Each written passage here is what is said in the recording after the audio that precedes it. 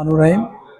আজকে আমরা শাপলা ক্লাবের পক্ষ থেকে ডিসি মহোদয়কে আমরা স্মারকলিপি দিয়ে আসছি। এখন নারায়ণগঞ্জ সিটি কর্পোরেশনের সিটি প্রশাসক মহোদয়ের কাছে আমরা স্মারকলিপি পৌঁছে দিয়েছি। উনি অনেক ব্যস্ত মানুষ, ওনার রুমে অনেক লোক, দীর্ঘ 1 ঘন্টা যাবত আমরা অপেক্ষা করতেছি, ওনার সাক্ষাৎ করতে পারি নাই। ওনার লোক মারফত আমরা স্মারকলিপিটা পাঠিয়ে দিয়েছি।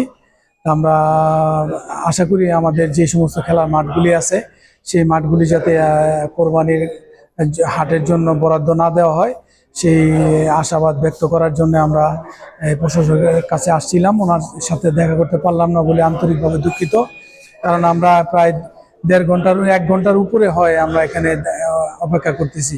তো নিজের কাছে একটু খারাপ লাগছে। পাশাপাশি এখানে আরো অনেক লোক আছে। আমরা চাই যাতে আমরা সিডি মহোদয় আমাদের এইটা আপনাদের যে আমরা স্মারকলিপিটা দিয়েছি সেটার বিষয় একটু দেখবেন, কারণ খেলাধুলার যদি মাঠগুলি নষ্ট হয়ে যায় সেই জায়গায় আমরা নতুন প্রজন্ম যারা খেলার জন্য যুক্তেছি তারা তো আর খেলতে পারবো না। একটা হাট হওয়া মানে দীর্ঘ 5 থেকে 6 মাস এই হাটে আর খেলাধুলা পসিবল থাকে না, সম্ভব থাকে না।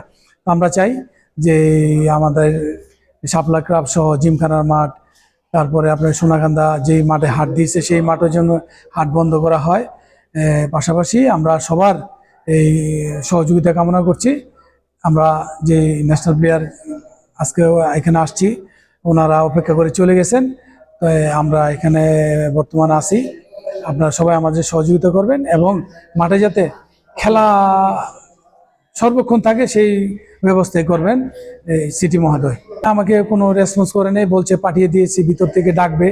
এখনো আমার পরে অনেক মানুষ ঢুকছে কিন্তু আমাকে ঢুকতে দেওয়া হয়নি।